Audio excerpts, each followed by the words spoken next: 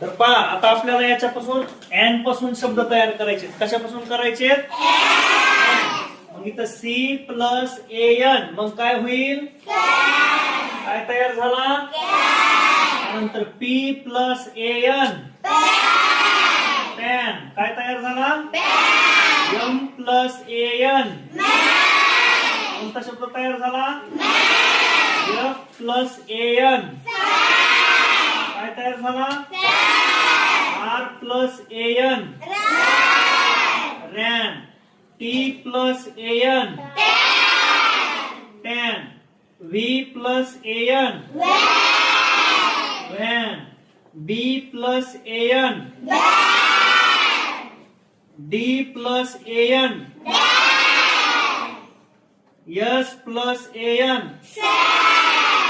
आता हे कशापासून शब्द तयार केले आपण? मग हा शब्द वाचा.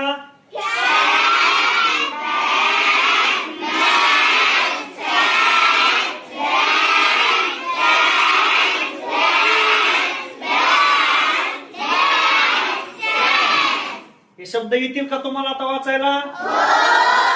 हे वाक्य कोणाकोणाला वाचता येतात? सगळ्याला येतात. तर पहा, हे वाचा. दुसरं